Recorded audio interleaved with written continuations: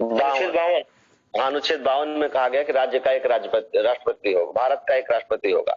उसी तरह से 153 में कहा गया है कि राज्य का एक राज्यपाल होगा। चलिए हम जब राज्यपाल पे आएंगे तो बात करेंगे। मैं बता रहा था कि शपथ की बात हो रही थी। तो शपथ में ये था कि राष्ट्रपति शपथ लेते हैं किस चीज की, तो आपको बता दें कि राष्ट्रपति संविधान और विधि के परिरक्षण, संरक्षण तथा प्रतिरक्षण की शपथ लेते हैं। ठीक है, क्या कहते हैं जी? संविधान और विधि का, हाँ, संविधान और विधि के परिरक्षण जिसको कहते हैं प्रिजर्व, संरक्षण प्रोटेक्ट एंड प्रतिरक्षण डिफेंड, इसकी शपथ लेते हैं।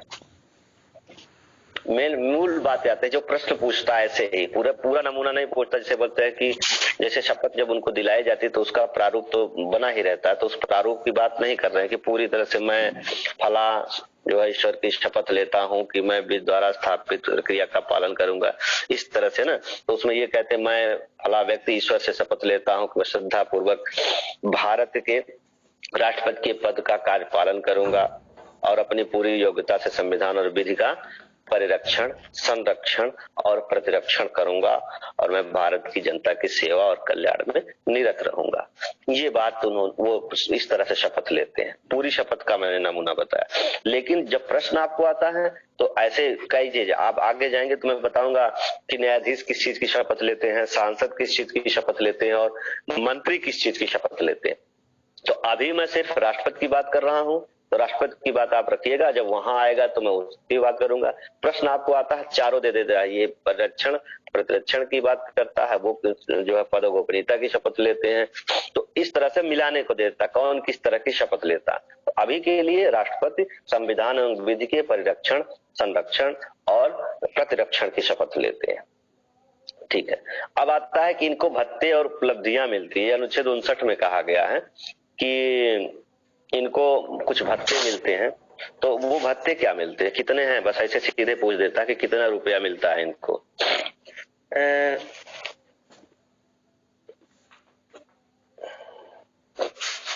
इस समय 5 लाख है। 5 लाख है। हाँ, इस समय 5 लाख है राष्ट्रपति के जो वेतन। ठीक है, अब हम बात करेंगे महाभियोग की बात कल हुई थी कि नहीं हुई थी? 61। हाँ, अनुच्छेद 61 में महाभियोग। तो कल मैंने बताया था कि राष्ट्रपति को महाभियोग लगाया जाता है। अनुच्छेद 61 में लिखा गया राष्ट्रपति को हटाने के लिए क्या किया जाएगा, उनको महाभियोग लगाया जाएगा। राष्ट्रपति हट सकते हैं, उनका कार्यकाल समाप्त हो जाए 5 साल, हट जाएंगे, या फिर त्याग पत्र दे दें तो हट जाएंगे। त्याग पत्र दे देंगे तो कौन आएगा? उपराष्ट्रपति। हाँ, उपराष्ट्रपति आएंगे। कब तक रहेंगे? बाकी कार्यकाल तक 6 मंथ। हाँ, 6 महीने के अंदर फिर उनका चुनाव कराना पड़ेगा, और जब चुनाव हो जाएगा तो फिर आगे के लिए भी रहेंगे, 5 साल के लिए हो जाएंगे जी। महाभियोग द्वारा उनको हटाया जा सकता है। ठीक है, तो उनको महाभियोग द्वारा हटाया जा सकता है। तो महाभियोग चलाया कैसे जाता है, इसकी प्रक्रिया मैंने कल बताया था शायद आपको जी। हाँ, तो महाभियोग की बात हो गई। दोनों सदन से पास होना चाहिए 2/3 बहुमत से। ठीक है, अब आता है कि राष्ट्रपति की शक्तियां। तो राष्ट्रपति की शक्तियों में कुछ जैसे शांतिकालीन शक्तियां होती हैं, कुछ आपातकालीन शक्तियां होती हैं। तो शांतिकालीन शक्तियों में कार्यपालिका शक्ति। तो कार्यपालिका शक्ति कहा गया ना, संघ की कार्यपालिका शक्ति राष्ट्रपति में निहित होती है। अनुच्छेद 53 में ये कहा गया है। तो अब कार्यकारी शक्तियों में वो क्या करते हैं? कार्यकारी शक्तियों में वो क्या कर सकते हैं कि वो सारा शासन का प्रबंध उनके नाम पे चलता है राष्ट्रपति के। और क्या करते हैं वो? तो प्रधानमंत्री और अन्य मंत्रियों की नियुक्ति करते हैं और ये उनके प्रसाद पर्यंत रहते हैं। देखिए, टेक्निकल बात ये है कि सैद्धांतिक बात यह है कि राष्ट्रपति के प्रसाद पर्यंत प्रधानमंत्री और मंत्री रहते हैं। ठीक है, लेकिन जो वास्तविक स्थिति है कि जो प्रधानमंत्री लोकसभा में बहुमत दल का नेता होगा वही जो है प्रधानमंत्री, उसी को प्रधानमंत्री राष्ट्रपति चुनेंगे। तो अगर प्रश्न आपको आता है कि क्या राष्ट्रपति, प्रधानमंत्री और अन्य मंत्री राष्ट्रपति के प्रसाद पर्यंत रहेंगे, तो आप लोग जब जो हमारे राजनीतिक व्यवस्था को देख रहे हैं वो ये कहेंगे कि नहीं, ऐसा तो नहीं होता है। जिनको प्रधानमंत्री कहते हैं उनको मंत्री बना दिया जाता है और जिनको लोकसभा में बहुमत दल का नेता जो होता है उन्हीं को हम प्रधानमंत्री राष्ट्रपति चुनता है। ये सही है कि चुनता है, लेकिन सैद्धांतिक रूप से कहा जाता है कि वो राष्ट्रपति के प्रसाद पर्यंत रहेंगे, क्योंकि वो शपथ दिलाते हैं और वो नियुक्त करते हैं। लेकिन शर्तें क्या होगी, कौन होगा, ये तो अलग बात है। तो आप यह जरूर याद रखिए कि प्रधानमंत्री और अन्य मंत्रियों की नियुक्ति राष्ट्रपति करते हैं और राष्ट्रपति, ये जो लोग अपने पद पर राष्ट्रपति के प्रसाद पर्यंत बने रहते हैं। सैद्धांतिक रूप से बात हो रही है, व्यवहारिक रूप से राष्ट्रपति को पावर ही नहीं है कि किसी प्रधानमंत्री को ऐसे हटा दे जो बहुमत जिसको प्राप्त हो तो रहेगा। हाँ सर जी, कह रहे कि राष्ट्रपति त्याग पत्र किसको देता है और उपराष्ट्रपति त्याग पत्र किसको देता है? उपराष्ट्रपति राष्ट्रपति को देंगे, राष्ट्रपति उपराष्ट्रपति को देंगे। जी सर राष्ट्रपति की शक्तियां किसमें, सर आंसर किसमें है? राष्ट्रपति की शक्ति, राष्ट्रपति के लिए जैसे शक्तियां अलग से एक एक करके नहीं, जैसे हम जो पढ़ा रहे हैं, मैंने क्या बताया आपको मैंने कहा कि अब मैं एक एक जो है अनुच्छेद पकड़ के नहीं पढ़ाऊंगा, ठीक है? हम एक एक अनुच्छेद पे चर्चा करेंगे, बात समझ रहे हैं? जैसे राष्ट्रपति की शक्तियां में ये आप यहाँ से नहीं, अब यही राष्ट्रपति के पोर्शन में अगर आप चाहेंगे कि सारी बातें पढ़ ली जाएंगी तो सारी बातें राष्ट्रपति की बात नहीं। जैसे जब संसद में आएगा तो संसद में विधेयक की चर्चा होगी, विधेयक की चर्चा होगी तो धन विधेयक की चर्चा होगी, तो धन विधेयक की चर्चा में होता है कि राष्ट्रपति के पूर्व अनुमति से पेश किया जाता है, तो वहां भी राष्ट्रपति की शक्तियां आ गई, तो वो तो उस अनुच्छेद में बात आ जाएगी। बात समझ रहे हैं कि नहीं? ठीक है। तो हम बता रहे हैं, लेकिन एक तरफ से एक ही अनुच्छेद में शक्तियां नहीं लिखी गई है। मैं सिर्फ ये बता रहा हूं कि इसीलिए मैंने कहा कि अब हमको क्या करना है, अनुच्छेद पकड़ पकड़ के नहीं पढ़ाना है। अब हम जैसे राष्ट्रपति पढ़ रहे हैं तो राष्ट्रपति के बारे में पूरा पढ़ लेंगे और जो यहाँ पे है अनुच्छेद शुरू उसको यहाँ पे चर्चा करेंगे, जो जिस अनुच्छेद में होगा उस पर चर्चा कर लिया जाएगा, ठीक है? अभी आपको क्लियर हो जाएगा। जब हम राष्ट्रपति का पूरा कर देंगे तो एक तरफ से हम अनुच्छेदों पे चर्चा कर देंगे लास्ट में कि किस अनुच्छेद में क्या है, ठीक? लेकिन इसलिए कि आपको पूरी कहानी नहीं समझ में आएगा अगर एक एक अनुच्छेद पढ़ाने लगेंगे इससे। तो अब जैसे वो करते क्या है, जैसे हम आप कहें कि प्रधानमंत्री और मंत्रियों की नियुक्त करते तो हमको बहुत दूर जाना पड़ेगा ना, तो हमें मंत्रिपरिषद पे, कार्यपालिका के मंत्रिपरिषद पे जाना पड़ेगा। अभी हम राष्ट्रपति के बारे में पढ़ रहे हैं। तो करते क्या है, उनकी शक्तियां क्या है? वो अटॉर्नी जनरल की नियुक्ति करते हैं। अटॉर्नी जनरल को हिंदी में क्या कहते हैं? महान न्यायवादी। महान्यायवादी कहते हैं। इनके बारे में जो है व्यवस्था कहाँ की गई है, किस अनुच्छेद में? कुछ लोग पढ़े हैं वो बताएं भाई, जो पहली बार पढ़ रहे होंगे उनसे तो भाई चलिए ठीक, हम अपेक्षा नहीं करते। ये बहुत महत्वपूर्ण। महान्यायवादी हाँ, अनुच्छेद 76 ये बहुत ही महत्वपूर्ण, इसमें कुछ नहीं, सीधे सीधे महान्यायवादी किस अनुच्छेद 76, ठीक है? और महान्यायवादी के अलावा भी नियंत्रक एवं महालेखा परीक्षक जी, ये भी बहुत महत्वपूर्ण अनुच्छेद है। 74 नहीं, ओम नारायण बोल रहे हैं क्या? हाँ, अनुच्छेद 74 महालेखा परीक्षक 148 से 158। बहुत सही 148 ऐसे ही बोलेगा। 148 जो है नियंत्रक एवं महालेखा परीक्षक है। तो जब हम उसको पढ़ाएंगे तब उसको पढ़ाएंगे, ठीक है? लेकिन महालेखा परीक्षक की बात अगर सीधे सीधे 148 है, 49 में उनके कर्तव्य वगैरह हैं, तो जब हम वहां पहुंच रहे हैं तो उसको पढ़ाया ही जाएगा। लेकिन ऐसे ही जानिए, जैसे बीच बीच से जानिए कि अनुच्छेद जैसे हमने बताया 60 में क्या है, 61 में क्या है, 76 में क्या है और 148 में क्या है, ऐसे चारों दे देगा और कहेगा मैच कर लीजिए आप। तो आपको बताएगा 60 में क्या है, 60 में राष्ट्रपति का शपथ है, 61 में क्या है, राष्ट्रपति पर महाभियोग है, और 76 में क्या है, न्यायवादी है। न्यायवादी है। 148 में क्या है? नियंत्रक एवं महालेखा परीक्षक। ये मैंने कहा था कि आप मूल कर्तव्य तक तो एक तरफ से सारे अनुच्छेद आपको रटने हैं, इसके बाद जो अनुच्छेद महत्वपूर्ण है उसको आप रटिए। बीच बीच से महत्वपूर्ण अनुच्छेद रट लेंगे तो आपको कॉन्फिडेंस आ जाएगा। सारे अनुच्छेद किसी को नहीं याद रहते हैं। मैं इतना चाहे जब बोल रहा हूँ, मुझे भी सारे अनुच्छेद नहीं याद है और सारे अनुच्छेद कभी नहीं याद होंगे, मैं जानता हूँ, इसलिए प्रयास भी नहीं करता हूँ। हमें उसी अनुच्छेद से काम चलाना है जो हमारा काम चल जाए, जो हिट है, जो परीक्षा में पूछे जाते हैं, जो महत्वपूर्ण है। अब बात करते हैं कि और क्या कार्यकारी शक्तियां राष्ट्रपति की हैं। तो महान्यायवादी की नियुक्ति करते हैं, प्रधानमंत्री और मंत्रियों की नियुक्ति करते हैं, और ये भी जान लीजिए महान्यायवादी भी इनके प्रसाद पर्यंत रहते हैं। और नियंत्रक एवं महालेखा परीक्षक, चुनाव आयोग, मुख्य चुनाव आयोग, संघ लोकसभा के अध्यक्ष, राज्यों के राज्यपाल, वित्त आयोग के अध्यक्ष, इन सब की बात हम आगे चर्चा करेंगे। इन सब की नियुक्ति भी उनकी कार्यपालिका शक्ति के अंतर्गत आते हैं, कार्यकारी शक्तियों के अंतर्गत आते हैं। और क्या इनका काम हो? प्रधानमंत्री से कोई जानकारी। 111 जी हाँ, बताएं। धन विधेयक। हाँ, अनुच्छेद 110 में सर, 110 में है। हाँ, आप दोनों लोग सही हैं। ठीक है, आप दोनों लोग सही हैं।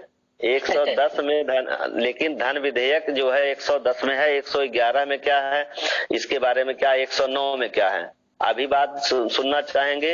111 कहता है, देखिए बात ये सही है कि विधेयकों पर अनुमति जब होगा, स्पेशली धन विधेयक की बात नहीं होगी। 111 कहता है कि कोई भी विधेयक है उस पर राष्ट्रपति की अनुमति की बात होती है, क्या राष्ट्रपति अनुमति देगा कि नहीं देगा। ठीक है, 111। और आपने क्या कहा है अजीत?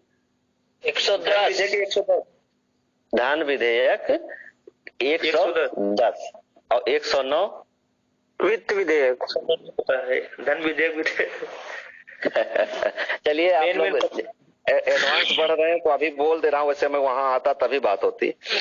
पहले होता है 109 पे आइए। ठीक जी। 109 कहता है कि धन विधेयक की प्रक्रिया, ठीक, कि धन विधेयक कैसे पेश किया जाएगा, क्या किया जाएगा। ठीक है, और धन विधेयक मतलब किस तरह से धन विधेयक को माना जाएगा कि धन विधेयक है, इसकी प्रक्रिया क्या है धन विधेयक की। ठीक, क्लियर हुआ जी। जब ये बात 109 में कहते हैं कि धन विधेयक के बारे में, तो 110 कहता है भैया धन विधेयक है क्या। तो धन विधेयक की परिभाषा 110 में है। बात समझ रहे हैं? जी। धन विधेयक और वित्त विधेयक, दो विधेयक होता है ना उसमें। हाँ होता है। मैं सोच रहा हूँ कि जब हम विधेयक पे आए तभी उस पर चर्चा करिए। ठीक सर, ठीक है ना। वो है धन विधेयक और वित्त विधेयक अलग है, और धन विधेयक वित्त विधेयक बहुत आप लोगों को माइन्यूट अंतर है, उसको समझेंगे। लेकिन वो कंफ्यूजन करता है, दिक्कत करता है कि क्या करता है, दिक्कत नहीं करेगा। मैं जब उस पे आऊंगा तो आपको जब तक एक एक लोग क्लियर नहीं होंगे मैं आगे नहीं बढ़ूंगा।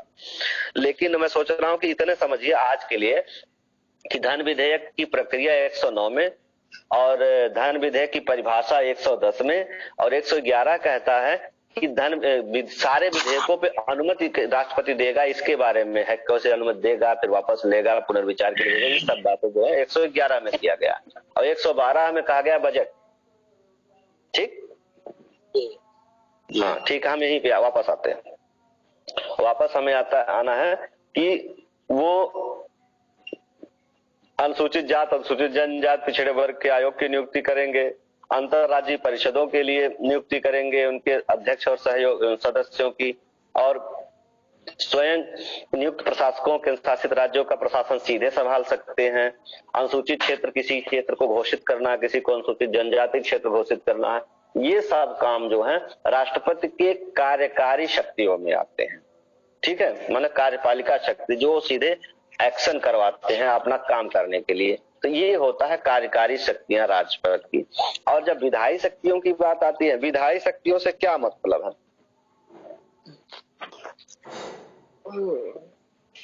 विधि निर्माण की शक्तियां। हाँ, विधि निर्माण की शक्तियां, इसीलिए विधायिका शब्द है। विधायिका शब्द क्या है, और कार्यपालिका शब्द है, और न्यायपालिका शब्द है। इसमें बार बार आता है। तो विधायिका, कार्यपालिका और न्यायपालिका। तो कार्यपालिका क्या है और विधायिका क्या है? न्यायपालिका तो न्यायालय सब जानते हैं। विधि पर कार्य करना विधायिका। और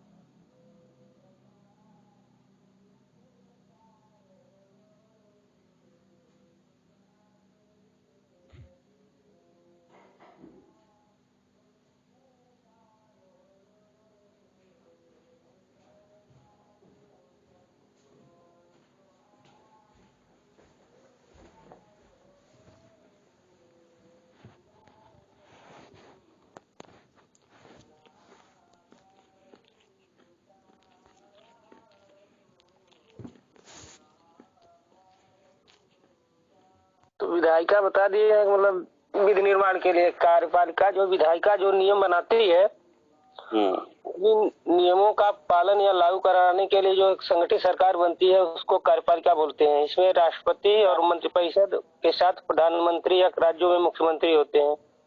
हाँ, जैसे कार्यपालिका, हाँ ठीक है। जैसे संसद को हम विधायिका कहेंगे क्योंकि कोई भी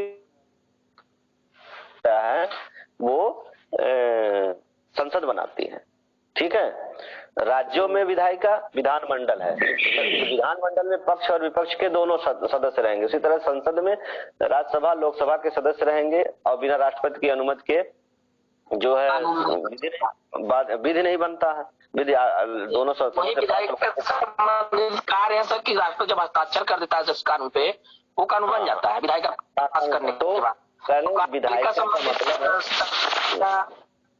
प्रधानमंत्री की नियुक्त करना, मंत्रियों की करना, ये कार्यपालिका संबंधी कार्य। हाँ, कार्यपालिका संबंधी कार्य है। तो मतलब मेरा कहना था कार्यपालिका और विधायिका का मतलब है जब विधि बनाने वाला जो संस्था है उसे विधायिका कहेंगे, जो कानूनों को पालन कराने वाली शक्ति जिसके पास है वो कार्यपालिका है। जैसे कार्यपालिका क्या, आपकी सरकार बन गई, प्रधानमंत्री और सारे मंत्री वो कार्य करवा रहे हैं ना, कानूनों को पालन कौन करवाएंगे? तो ये कार्यपालिका है जो अमल में लाते हैं, जिनके पास कार्य कराने की शक्ति होती है, सरकार में होता है तो वो कार्यपालिका है।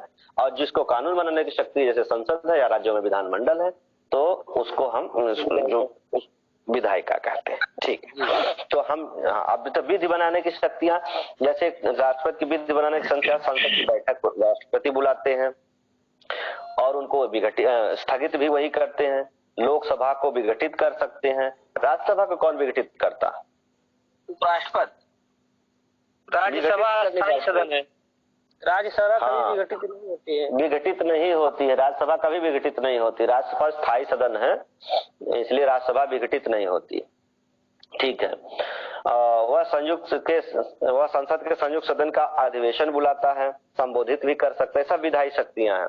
संसद को कोई संदेश भेज दे, संसद के लोकसभा के किसी भी सदस्य को उसकी अध्यक्षता सौंप सकते हैं। अगर लोकसभा अध्यक्ष उपाध्यक्ष दोनों का पद रिक्त है तो किसी को अध्यक्ष बना सकते हैं। राज्यसभा में 12 सदस्यों को मनोनीत करने की भी शक्ति है। चुनाव आयोग से परामर्श मांग सकते हैं। ये सब उनकी विधायी शक्तियां हैं। और धन विधेयक के समझ में या संचित निधि से खर्च करने के लिए जो विधेयक पारित होता है उस पर वो उनकी विधायी शक्तियां हैं। राष्ट्रपति के पास अगर भेजा जाता है जब कोई विधेयक तो हम उस पे आएंगे, उसी समय बताएंगे कि वो स्वीकृति देता है, सुरक्षित रखता है, पुनर्विचार के लिए भेजता है, ठीक है। इसी तरह राज्य की विधायिका द्वारा कोई कानून पारित किया गया राज्यपाल को सिग्नेचर करने के लिए बुलाया जाता है तो राज्यपाल जो है राष्ट्रपति के विचार के लिए सुरक्षित रख लेते हैं। या तो राज्यपाल, जैसे यहाँ केंद्र में कोई कानून बनता है संसद में तो राष्ट्रपति साइन करने के लिए भेजा जाता है। उसी तरह से राज्यों के विधानमंडल कोई कानून बनाता है तो राज्यपाल के यहाँ साइन करने के लिए भेजा जाता है। तो राज्यपाल को एक पावर होती है, वो तो या तो साइन कर दे या वापस कर दे, या फिर क्या करेंगे राष्ट्रपति के विचार के लिए सुरक्षित रख लेते क्योंकि वो राष्ट्रपति के ही प्रतिनिधि होते हैं राज्यपाल, ठीक है। तो अब उसकी चर्चा हम वहां करेंगे डिटेल में कि क्या क्या करना होता है। अध्यादेश जारी करने की शक्ति राज्यपाल राष्ट्रपति की होती है। अब जब अध्यादेश के बारे में आएंगे उधर हम बात करेंगे, अभी नहीं बात करेंगे। राष्ट्रपति की वित्तीय शक्तियों की बात हम अगर करेंगे तो धन विधेयक राष्ट्रपति की पूर्व अनुमति से ही संसद में प्रस्तुत होता है। बजट जो है राष्ट्रपति ही रखवाता है। अनुदान मांग की बात राष्ट्रपति ही करते हैं। आकस्मिक निधि से पैसे खर्च करने के लिए राष्ट्रपति की अनुमति लेनी होती है। राजस्व के बंटवारे के लिए राज्य वित्त आयोग का गठन करते हैं। ये सब काम उनकी वित्तीय शक्तियां हैं। ठीक है, इन सब के बारे में आगे अनुच्छेदों में पढ़ा जाएगा। न्यायिक शक्तियों के बारे में आ सकते हैं। अब हमें जैसा यहीं पे थोड़ा सा राष्ट्रपति की शक्तियों में पढ़ना है कि न्यायिक शक्तियां, तो न्यायिक शक्तियों में वो क्या कर सकते हैं? न्यायाधीशों की नियुक्ति, सारे न्यायाधीश नियुक्त राष्ट्रपति करते हैं, याद रखिए, चाहे सुप्रीम कोर्ट के हो चाहे हाई कोर्ट के हो, न्यायाधीशों की नियुक्ति राष्ट्रपति की नहीं करते हैं। और उच्चतम न्यायालय से सलाह ले सकते हैं राष्ट्रपति। अलग बात है, सलाह मानने के लिए बाध्य नहीं है, जब हम 143 की बात करेंगे तब आएंगे। और किसी भी अपराध के लिए दोष सिद्ध व्यक्ति के लिए दंडादेश को निलंबित कर सकते हैं, माफ कर परिवर्तित कर सकते हैं, क्षमादान या प्राणदान दे सकते हैं, राहत दे सकते हैं, माफी दे सकते हैं। ये इस तरह की भी शक्तियां इनकी है कि माफी वाली शक्तियां वो क्या कर सकते हैं? किस अनुच्छेद के अंतर्गत है? क्षमादान, क्षमादान राष्ट्रपति के क्षमादान की शक्तियां। हाँ। जैसे राष्ट्रपति के क्षमादान की शक्तियां में क्या क्या है बताइएगा जरा, क्या क्या कर सकता है? दोषी व्यक्ति की सजा को कम कर सकता है या निलंबित कर सकता है। और क्या कर सकते हैं? यही तो है शायद। फांसी वगैरह को सर आजीवन कारावास में बदल सकते हैं। हाँ हाँ, वही तो कम का मतलब वही हुआ ना। हाँ हाँ, कम कर सकते हैं, निलंबित कर सकते हैं। हमने बोला 2 शब्दों में। देखिए हम बता रहा हूँ कि इसमें क्या क्या कर सकते में होगा ना। क्षमादान की शक्ति अनुच्छेद 72 के अंतर्गत आता है। अनुच्छेद 72, हाँ ठीक, वही होगा। और इसमें और के क्षमादान अनुच्छेद 72 ही है, दंडादेश निलंबन सब है। अब ये हम पूछ रहे हैं कि जरा ये बताइए कि इसमें क्षमादान में किसी को याद हो तो कैसे कैसे क्षमादान करते हैं, वो हम पूछना चाह रहे थे। और जैसे इसमें ये लिखा है ना कि वो परिहार कर सकता, स्थगित कर सकता, तो इसके बारे में क्या ख्याल है? कुछ बताएंगे कोई? मैं बता रहा हूं कि क्या क्या है इसमें, ठीक है। और इनकी क्षमा, हाँ, 2 वर्ष या 3 वर्ष की सजा है तो उसको कम भी कर सकता है। हाँ हाँ हाँ, और क्या कर सकते हैं? अगर मृत्यु दंड है तो उसको साधारण कारावास या कारावास में या जीवन कारावास में बदल सकता है। हाँ हाँ हाँ, जैसे अब ये जैसे कह रहे हैं कि पहले जैसे कहा गया कि एक एक बार जैसे कहते क्षमा, प्रविलंब, ठीक है, परिहार और लघुकरण, ये चीजें उनके बारे में कहा गया है, ठीक है। तो इन सब के जैसे क्षमा कर सकते हैं। क्षमा कर सकने का मतलब है पूर्णतया मुक्त कर सकते हैं, चाहे जौन काम करे हो मुक्त हो जाए, ठीक है। और क्या करते हैं? परिहार, ठीक है। प्रविलंब का मतलब है कि मृत्युदंड को अस्थायी रूप से निलंबित किया जाता है। अस्थायी रूप से अगर कुछ दिन के लिए रोक दिया जाए तो उसको क्या कहा जाएगा? मृत्युदंड में विलंब करें। हाँ, विलंब करना, ठीक है। प्रविलंब जैसे परिहार का है कि उसकी प्रकृति बदल सकते हैं, ठीक है, प्रकृति बदल सकते हैं। मृत्युदंड है तो आजीवन कारावास में बदल सकते हैं, ठीक है। लघुकरण जैसे ये प्रकृति बदल सकते हैं। 2 चीजें हैं, एक तो आजीवन कारावास, मृत्युदंड है उसको आजीवन कारावास में बदल देते हैं, तो अगर इसको कहते हैं कि परिहार। लेकिन प्रकृति न बदलते हुए अगर कुछ कमी की जाती है तो उसे लघुकरण कहते हैं, ठीक है। ये दंड की प्रकृति में परिवर्तन करते उससे कम किया जा सकता है, और जबकि विराम का मतलब है कि दंड की मात्रा को कम किया जाता है, ठीक है। क्लियर हुआ इसको? ये 72 में अनुच्छेद में दिया है, कि इस तरह से हाँ एक बार फिर बोलिए सर। क्षमा जी सर। और इसके बाद जो है क्षमा के बाद है प्रविलंब जी। और परिहार जी। और फिर लघुकरण और विराम। ये इतना है। ठीक जी। ये इतना काम है जो राष्ट्रपति कर सकते हैं। इसके अलावा राष्ट्रपति की वीटो शक्तियां, ठीक है, राष्ट्रपति की वीटो शक्तियां भी आती हैं। इसके बारे में अच्छा चला एक चीज और बता दे, अभी यही थोड़ा सा चर्चा हो जाए कि राष्ट्रपति की वीटो शक्तियों से पहले हम कुछ शक्तियों की बात कर लेते हैं। जैसे कूटनीतिक शक्ति है। राष्ट्रपति की कूटनीतिक शक्ति क्या है? कूटनीतिक शक्ति क्या है? कूटनीति से क्या अर्थ है? विदेश नीति से संबंधित कार्य। हाँ, डिप्लोमेसी, मतलब जैसे विदेशों से हमारे जो संबंध होते हैं सब राष्ट्रपति के नाम पे ही किए जाएंगे। ठीक है, जैसे किसी दूतावास से को हम संदेश भेजते हैं, कोई दूतावास से संदेश आता है दूसरे राज्य से, तो जो हमारा संबंध होता है वो राष्ट्रपति के नाम से होंगे। सैन्य शक्तियों में क्या होता है? वही सर, राष्ट्रपति जो है सर्वोपरि होता है सारी तीनों। हाँ, सैन्य शक्तियों का कमांडर होता है, कमांडर होता है। हमारा तीनों सेनाओं का सुप्रीम कमांडर राष्ट्रपति ही होता है। राष्ट्रपति होता है। ठीक है, राष्ट्रपति होता है और राष्ट्रपति होता है। इसके अलावा बता रहे हैं कि युद्ध और युद्ध समाप्त की घोषणा वही करते हैं। युद्ध की घोषणा, युद्ध की समाप्ति की घोषणा राष्ट्रपति करते हैं।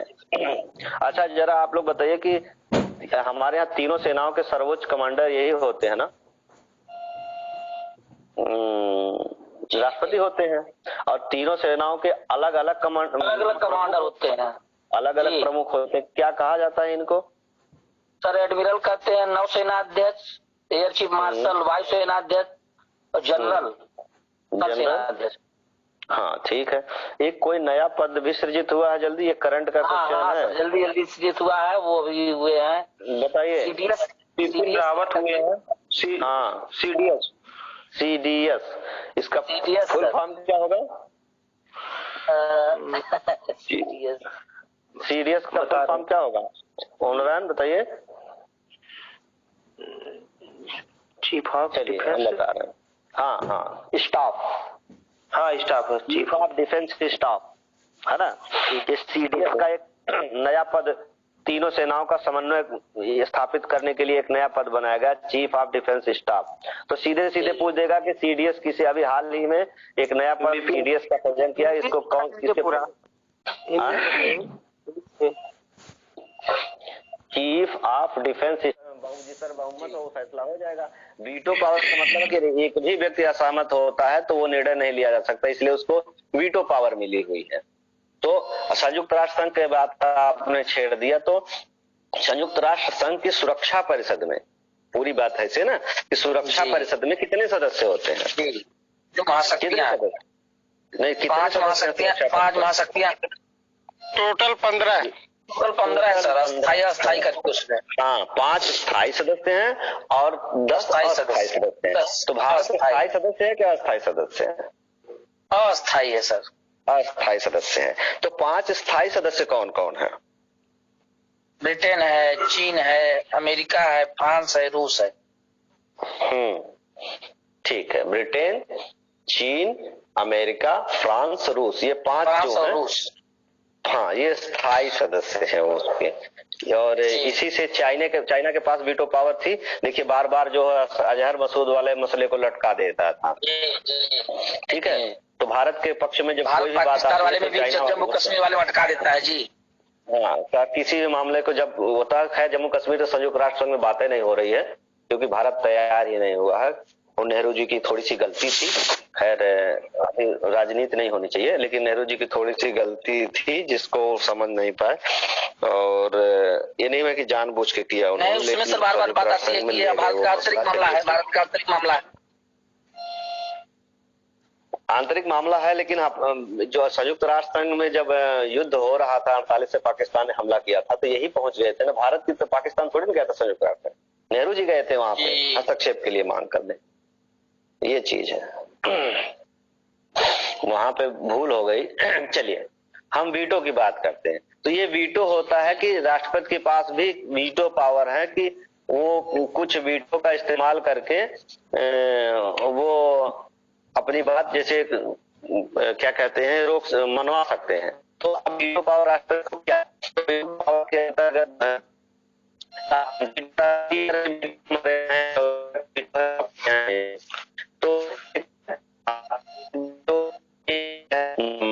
तो और एक साफ नहीं आ रही आवाज। हेलो, हाँ अब साफ आई आवाज सर। हाँ सर आवाज साफ नहीं आ रही थी ना। जी अच्छा अच्छा, तो आपको अब आ रहा है आवाज? हाँ आ रही सर। हेलो, हाँ आवाज आ रही है आवाज? जी हाँ, लेकिन ये कह रहे थे वीटो राष्ट्रपति की जो वीटो शक्तियां होती हैं, तो दुनिया में जो है एक होता आत्यंतिक वीटो, एब्सोल्यूट वीटो जिसको कहते हैं, कि वो क्या करता है कि संसद द्वारा पारित किसी विधेयक को अपने पास रख सकता है, ठीक है, और वो विधेयक समाप्त हो जाता है। हेलो, हाँ सर, हाँ सर, हेलो, आ रही भैया आवाज? हाँ सर। चलिए अब मैं ये विपिन जी टाइम का बताइएगा जरा, तब बात करोगे। टाइम तो मेरा ही है, कोई बात नहीं, अगर चाहें तो आप ले सकते हैं। विपिन? हाँ भैया जी। जी भैया मेरा समय है। क्या क्या पढ़ाएंगे आप? हम संस्कृत पढ़ाएंगे सर, नहीं पढ़ाएंगे हाँ, बच्चे। मेरा समय आप जितना चाहे उतना ले सकते हैं। अच्छा अच्छा। हाँ देखिए मैं भूल जाता हूँ भाई, इसके लिए क्षमा। कि तो मैं सोचता हूँ कि राष्ट्रपति की बात तो खत्म कर दूं, तभी इसके बाद आप समझ दीजिएगा, ठीक है? कर दीजिए भैया, ज्यादा नहीं बचा है, इसी केवल वीटो बता देंगे तो राष्ट्रपति की बात हो जाएगी, ठीक है? फिर उपराष्ट्रपति नेक्स्ट डे, ठीक है? तो वीटो में देखिए, अभी मैंने एक चीज आप लोगों को बताया कि राष्ट्रपति जब भी कोई संसद मंत्रिपरिषद से विधेयक पास हो जाता है या संसद से कोई विधेयक पास हो जाता है, तो उसको क्या करते हैं कि राष्ट्रपति के पास जाता है, राष्ट्रपति सिग्नेचर करने के लिए बाध्य है। ये बात आप सुने होंगे, राष्ट्रपति फिर कुछ नहीं करता। तो क्या ऐसा भी होता है कि राष्ट्रपति जो है उस पर अनुमति न दे? हाँ सर, उसको रोक सकता है, अनुमति जाता है या वापस कर सकता है, रोक सकता है। साधारण विधेयक को रोक भी सकता है, वापस भी कर सकता है। धन विधेयक में अधिकार नहीं है ये सर। अधिकार धन विधेयक में क्यों नहीं है?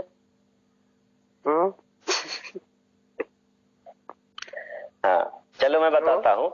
धन हम बता रहे हैं ना, धन विधेयक पे अभी जान लीजिए कि धन विधेयक तो राष्ट्रपति के आदेश से ही वहां जाता है। तो जब आपने भी उस विधेयक का प्रारूप तैयार करके सदन में रखवा दिया और जब पास होके आएगा तो कहेंगे हम अनुमति नहीं देंगे। भाई आप ही ने तो रखवाया था, इसीलिए धन विधेयक नहीं रोकते। लेकिन सर एक चीज और है, हेलो, ये कंफ्यूजन ये है कि धन विधेयक है या नहीं, ये स्पष्ट लोकसभा अध्यक्ष करता है कि राष्ट्रपति करता है? हाँ, लोकसभा अध्यक्ष करते हैं, लोकसभा अध्यक्ष। इसको कंफ्यूजन ही मत रखिए जी, ठीक है? इसका कंफ्यूजन ही मत रखिए। उसको धन विधेयक है कि नहीं है ये लोकसभा अध्यक्ष निर्धारित करेंगे।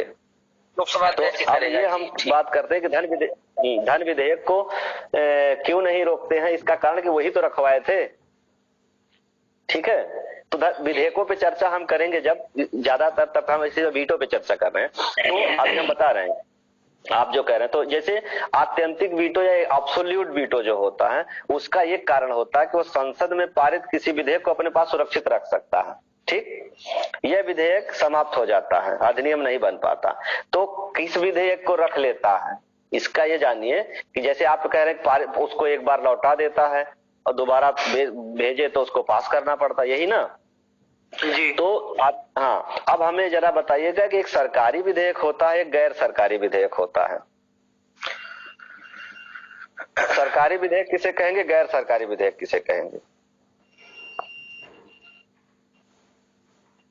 कोई बताएंगे? नहीं बताए। ओम नारायण, जो मतलब एक अध्यादेश जो होता है वो गैर सरकारी होता है? नहीं नहीं, अध्यादेश तो अध्यादेश ही होता है। सरकारी विधेयक का मतलब होता है जब कोई सरकार का मंत्री कोई विधेयक लेकर के संसद में प्रस्तुत करता है, उसे सरकारी विधेयक कहते हैं। अच्छा, मतलब सदन के कोई भी सदस्य पेश कर सकता है, उस सत्ता पक्ष या विपक्ष चाहे। हाँ, मतलब जो कोई भी विधेयक पेश करता है, कोई मंत्री पेश करेगा तो उसको सरकारी बोलेंगे। हाँ, देखिए सत्ता पक्ष का मंत्री ही कहिएगा। अगर कोई सत्ता, जैसे भारतीय जनता पार्टी की इस समय सरकार है और भारतीय जनता पार्टी के आपके यहाँ से सांसद कौन है? हमारे यहाँ तिवारी जी हैं। आपके यहाँ से कुशल तिवारी जी हैं सांसद? कुशल तिवारी जी मंत्री हैं केंद्र की सरकार में? हेलो, नहीं है सांसद होने, मंत्री नहीं। हाँ सर, सांसद है ना वो। सुनिए, आप जैसे कोई सांसद हैं, तो अगर वो सांसद हैं, ध्यान रखिएगा, क्लियर हो जाएगा। कुशल तिवारी भारतीय जनता पार्टी के सांसद हैं और सरकार भारतीय जनता पार्टी की है, लेकिन वो मंत्री नहीं है। इसलिए अगर कुशल तिवारी कोई विधेयक पेश करते हैं तो वो गैर सरकारी विधेयक होगा, भले वो सत्ता पक्ष के सांसद है। बात समझ गए? अगर कोई मंत्री पेश करता है तो वो सरकारी विधेयक होता है। और आपके आजमगढ़ के सांसद कौन है? अरे भाई, माननीय मुलायम सिंह जी है। माननीय मुलायम सिंह जी हैं कि अखिलेश जी हैं? अखिलेश जी। चाहे वो सत्ता पक्ष का हो चाहे विपक्ष का हो, अगर वो विधेयक पेश करता है तो वो गैर सरकारी विधेयक, ठीक है। और अगर मंत्रिपरिषद का कोई सदस्य विधेयक पेश करता है तो वो सरकारी विधेयक है। बात समझ गए? तो अगर कोई गैर सरकारी विधेयक पेश करता है तो राष्ट्रपति उसको, क्योंकि आपको कहा गया ना कि राष्ट्रपति मंत्रिपरिषद की सलाह से काम करता है, और वहां कोई गैर सरकारी विधेयक पेश कर देता तो राष्ट्रपति माने चाहे ना माने, उसकी क्या, उसकी मर्जी, ठीक है ना। तो उसको एब्सोल्यूट वीटो है। अगर कोई गैर सरकारी विधेयक है, पास होकर के पहुंच भी गया तो राष्ट्रपति का मन है तो उसको जेब में मतलब वो उसको नहीं पास करेगा, ठीक। इसको कहते हैं आत्यंतिक वीटो। बात समझ गए? पॉकेट वीटो इसी बोलते हैं, एब्सोल्यूट वीटो। पॉकेट वीटो नहीं है, पॉकेट वीटो पे हम आ रहे हैं अभी। हम इसको एब्सोल्यूट वीटो है, मतलब एकदम निरस्त कर देगा वो, ठीक। ये आत्यंतिक वीटो है, यानी गैर सरकारी विधेयक है तो आत्यंतिक वीटो है। और ऐसी भी कंडीशन आती है कि जैसे कोई विधेयक पास करके राष्ट्रपति के पास चला गया, ठीक, पास करने के लिए, ध्यान दीजिएगा, अगर कोई विधेयक दोनों सदनों से पास करके भेज दिया गया, राष्ट्रपति जी साइन करिए, और राष्ट्रपति जी साइन नहीं करते हैं हफ्ते 10 दिन तक, इसी बीच में सरकार इस्तीफा दे देती है, ठीक है, या किसी वजह से सरकार गिर जाती है, चाहे इस्तीफा दे दे या चाहे कोई समर्थन वापस ले ले, कुछ भी हो, जब एक सरकार गिर जाती है और जैसे ही दूसरी सरकार बनती है और दूसरी सरकार मना कर दे राष्ट्रपति को, राष्ट्रपति जी इस पे साइन मत करिएगा, ठीक है, तो वो भी एब्सोल्यूट वीटो के तहत जो है निरस्त हो जाएगा। समझ गए? ये होता है एब्सोल्यूट वीटो, कि गैर सरकारी सदस्यों के जो विधेयक पे अनुमति नहीं देता है, या अनुमति देने से पहले ही सरकार जो है बदल जाती है और नई सरकार उस पर सलाह देने से मना कर देती है, अनुमति देने से मना कर देती है, तो इन दोनों परिस्थितियों में इनका राष्ट्रपति की जो पावर है उसको एब्सोल्यूट वीटो कहा जाएगा, ठीक। तो सरकारी विधेयक पे भी ऐसा होता है? सरकारी विधेयक में नहीं आएगा, सरकारी विधेयक पे हम आ रहे हैं निलंबनकारी। सरकारी विधेयक अगर पास किया जा रहा है और उस समय मतलब राष्ट्रपति की अनुमति मिलने से पहले सरकार भंग हो जाती है, नई सरकार गठित होती है और वो मना करती है, तब क्या होगा? तो वही तो बात कह रहे हैं कि ये सरकारी विधेयक में भी अगर मना कर देती है तो एब्सोल्यूट वीटो माना जाएगा। ये सरकारी विधेयक की बात है जो नीचे कहा गया है। अगर मान लीजिए, ठीक है ना, अगर सरकारी विधेयक पास हुआ और इसके बाद अनुमति देने से पहले सरकार गिर जाती है तो भी दूसरी सरकार सलाह रोक मना कर देती, मत दीजिए सलाह, तो एब्सोल्यूट वीटो के तहत वो रुका रहेगा, वहां समाप्त हो जाएगा धीरे से, ठीक। अब आते हैं निलंबनकारी वीटो में। निलंबनकारी वीटो ही होता है जो आपने कहा था कि पुनर्विचार के लिए भेज सकते हैं। ठीक, जैसे पुनर्विचार की बात आती है, जिसमें निलंबनकारी वीटो है, तो उसकी बात, निलंबनकारी का मतलब है कि जब कोई विधेयक संसद से पास करके राष्ट्रपति के पास भेजा जाएगा, तो राष्ट्रपति क्या करेंगे, राष्ट्रपति के सामने क्या जो है विकल्प होता है, या तो उसे पास करें या अस्वीकार करें या फिर पुनर्विचार के लिए भेज दे। ठीक है, तो अगर पुनर्विचार के लिए भेज देते हैं तो क्या होता है, दोबारा जब वो, तो यही पुनर्विचार ही निलंबन है। कुछ दिन के लिए आप क्या करेंगे, इसको निलंबित कर देंगे, तो रोक देंगे, है ना। तो इसके बाद जब पुनर्विचार के बाद फिर वापस उसको भेज दिया जाए, चाहे संशोधन के साथ और चाहे बिना संशोधन के, तो राष्ट्रपति को क्या करना होता है, उस पर पास ही करना होता है। हाँ, उसको पास ही करना होता है। अब तीसरा है जेबी वीटो। जेबी वीटो का मतलब है कि पॉकेट में रख लेना, ना तो सहमति देना और ना ही असहमति देना और ना ही वापस लौटाना। एक निश्चित काल के लिए विधेयक निलंबित कर दिया जाता है, अनिश्चित काल के लिए। ठीक है, तो ये ना तो पास करता है, ना तो अस्वीकार करता है, ना ही लौटा देता है। ये क्यों करते हैं, क्योंकि ये कहीं संविधान में नहीं लिखा गया है कि राष्ट्रपति इतने दिनों के अंदर इस विधेयक को पास कर देगा या पुनर्विचार के लिए लौटाएगा। ये शब्द कहीं लिखा ही नहीं है, समय सीमा निर्धारित नहीं की गई है, इसलिए। ठीक है, समय सीमा निर्धारित ना करने के कारण जो है इसको क्या किया गया है, विधेयक में होगा, केवल साधारण विधेयक में ये सब अधिकार क्या है। साधारण विधेयक, धन विधेयक रोक सकता है। देखिए, धन विधेयक की तो बातें मत करिए, क्योंकि धन विधेयक मैंने पहले ही कह दिया कि धन विधेयक पे तो होगा ही नहीं, क्योंकि राष्ट्रपति, धन विधेयक तो राष्ट्रपति की अनुमति से जाता ही है। हाँ, आप उस साधारण विधेयक से, हाँ ठीक है, मेरे दिमाग में आया साधारण बहुमत की बात कर रहे हैं। हाँ सही है, साधारण विधेयक की ही बात आएगी, क्योंकि धन विधेयक पे तो राष्ट्रपति की जो, देखिए वो सारे विधेयक जो राष्ट्रपति की अनुमति से पेश किए जाते हैं, उस पे राष्ट्रपति अनुमति क्यों नहीं देगा, तो टेक्निकल समस्या आ जाएगी ना। ठीक, बात समझ में आई? हेलो जी। हाँ, तो ये हो गया इनके वीटो से संबंधित बात। आपको बार बार आता है कि ज्ञानी जैल सिंह ने भारतीय डाक संशोधन अधिनियम को अपने पॉकेट में रख लिया था, इनकी जो राजीव गांधी से नहीं पड़ती थी। ठीक, राजीव गांधी से नहीं पड़ती थी तो डाक वाले विधेयक को जेब में रख लिया था, मैंने पॉकेट वीटो का इस्तेमाल किया, उस पर अनुमति ही नहीं दिया था। सर कौन थे, नाम बता दीजिए। ज्ञानी जैल सिंह राष्ट्रपति थे, 1986 की घटना है। जो भारतीय डाक संशोधन अधिनियम में जो विधेयक पास करके गया था, उस पर इन्होंने जेबी वीटो का प्रयोग किया था। राजीव गांधी की सरकार से सहमत नहीं थे, उन्होंने जेबी वीटो की जो है का प्रयोग करते हुए इसको, इस पे अनुमति नहीं दी थी। बाद में जब दूसरी सरकार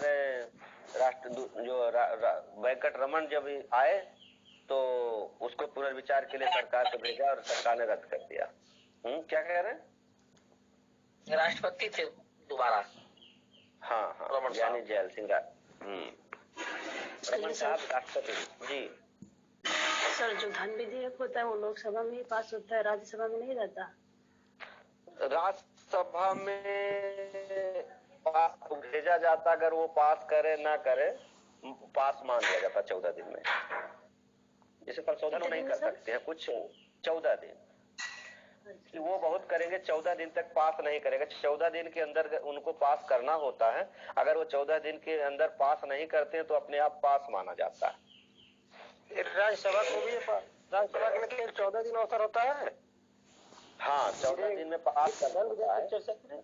हाँ, जैसे 14 दिन में अगर वो नहीं पास करेंगे तो अपने आप पास माना जाता है। इसलिए कह रहा हूं कि वो होता कि अगर मान लीजिए धन का मामले में अगर पावर दे दी जाए, ठीक है, सरकार किसकी बनती है, जिसको लोकसभा में बहुमत होता है, और राज्यसभा में बहुमत मान लीजिए सरकार को नहीं है, और तो इसका मतलब है कि सरकार कोई पैसे न निकाल पाए तो कोई काम न कर पाए, विपक्षी हमेशा अड़ंगा अटकाएंगे। इसलिए लोकसभा को यह पावर दी गई है कि वो 14 दिन में पास करें तो करें, ना करें तो अपने आप पास हो जाएगा राज्यसभा से। ठीक है, इन सब के बारे में धन विधेयक और वित्त विधेयक में हम इसलिए नहीं अटकना चाह रहे हैं क्योंकि हम क्रम से चल रहे हैं। जब हम संसद की प्रक्रिया विधि निर्माण की प्रक्रिया आएंगे तो उसमें सारी डिटेल से खूब चर्चा होगी, क्योंकि वित्त विधेयक और धन विधेयक पूरा एक पीरियड तो लगेगा ही उसके क्लियर होने में। तो विपिन जी, अब मेरे हिसाब से हाँ एक चीज और है कि राज्य विधायिका पर भी राष्ट्रपति का कुछ वीटो होता है। ठीक है, इसको भी थोड़ा सा जान लीजिएगा कि जब कोई राज्यपाल जो है उसके लिए विधेयक सुरक्षित कर लेते हैं राष्ट्रपति की अनुमति के लिए। ठीक है, तो जब राष्ट्रपति की अनुमति के लिए सुरक्षित कर लेते हैं तो राष्ट्रपति भी उसे स्वीकृति दे सकता है या सुरक्षित रख सकता है या फिर पुनर्विचार के लिए लौटा सकता है। ठीक है, राष्ट्रपति के विचार मतलब राज्यपाल क्या करता है, राज्यपाल की जैसे राष्ट्रपति के पास विकल्प होता है वैसे राज्यपाल के पास विकल्प होता है कि राज्यपाल के पास एक विकल्प ज्यादा होता है, वो उस पे विधेयक पे अनुमति दे और विधेयक पे अनुमति सुरक्षित रख ले या फिर उस पे जो है पुनर्विचार के लिए लौटा दे या फिर राष्ट्रपति के विचार के लिए आरक्षित रख दे। अब जब राष्ट्रपति के विचार के लिए आरक्षित रखता है तो राष्ट्रपति भी उसको स्वीकृति दे सकता है और वह विधेयक अपने स्वीकृति के सुरक्षित रख सकता है या फिर पुनर्विचार के लिए लौटा सकता है। ठीक है, तो ये भी और है, एक बात और है कि जब पुनर्विचार के बाद जब केंद्र के विधेयक राष्ट्रपति के पास जाते हैं तो वो उन्हें दोबारा जो है पास करने के लिए बाध्य होता है। ठीक है, लेकिन राष्ट्रपति जब राज्य का विधेयक जाता है राष्ट्रपति की सहमति के लिए तो पुनर्विचार के बाद अगर भेज दिया जाए तो वो बाध्य नहीं है सहमति देने के लिए। राज्य में इतनी पावर दी गई है राष्ट्रपति को। इस तरह से राष्ट्रपति की पावर की बातें हो गई हैं। अध्यादेश जारी करने की भी राष्ट्रपति को शक्ति अनुच्छेद 123 के तहत। ठीक है, और इसकी चर्चा हम संसदीय प्रक्रियाओं में ही करें तो ज्यादा सही है। इस तरह से राष्ट्रपति के बारे में बातें क्लियर होती हैं। अगर अब आप चाहें तो हम 2 मिनट के अंदर सारे अनुच्छेदों के बारे में बात कर लें कि राष्ट्रपति से संबंधित जो अनुच्छेद है वो क्या क्या है राष्ट्रपति से संबंधित। जैसे भारत का राष्ट्रपति होगा, ये अनुच्छेद 52 कहता है। संघ की कार्यपालिका शक्ति राष्ट्रपति में होगी, अनुच्छेद 53 कहता है। राष्ट्रपति का चुनाव जो होता है, चुनाव से संबंधित जो अनुच्छेद 54 और चुनाव के तरीके जो हो गए, प्रक्रिया होगी 55। राष्ट्रपति का कार्यकाल 56। अच्छा एक चीज और है, 57 में भूल गया था, चर्चा तो किया था। अनुच्छेद 57 में एक चीज कहा गया है कि राष्ट्रपति पुनर्नियुक्ति, राष्ट्रपति क्या पुनर्नियुक्ति के लिए योग्य होते हैं कि नहीं होते हैं, मैंने चर्चा किया था, फिर भी आप बता दीजिएगा। होते हैं। दोबारा अनुच्छेद 57 में कहा गया है कि अनुच्छेद 57 में कहा गया कि अन्य उपबंधों के होते हुए भी राष्ट्रपति पुनर्नियुक्ति के पात्र होंगे। मतलब हमारे यहाँ राष्ट्रपति कितनी बार हो सकते हैं, एक व्यक्ति कितनी बार राष्ट्रपति हो सकता है? अब तक 2 बार हुए हैं, लेकिन उनको कई बार हो सकते हैं। चाहे जितनी बार हो सकते हैं इसका कहीं उल्लेख नहीं कितनी बार हो सकते हैं। ये अलग बात है कि अब तक केवल राजेंद्र प्रसाद ही 2 बार चुने गए हैं, इसके अलावा कोई राष्ट्रपति 2 बार नहीं चुना गया। अमेरिका के राष्ट्रपति में संविधान में साफ साफ लिखा कि एक व्यक्ति केवल 2 बार राष्ट्रपति हो सकता है। भारत में इसकी कोई लिमिट नहीं। तो 58 में राष्ट्रपति चुने जाने के लिए योग्यता की बात करता है कि कौन व्यक्ति जो है राष्ट्रपति चुने जाने के लिए वो योग्य होगा। तो योग्यता में जरा एक बार फिर से बता दीजिए, मैं बताना पूछ रहा हूँ क्या क्या होना चाहिए। भारत का नागरिक होना चाहिए, पागल दिवालिया ना हो, वह सांसद बनने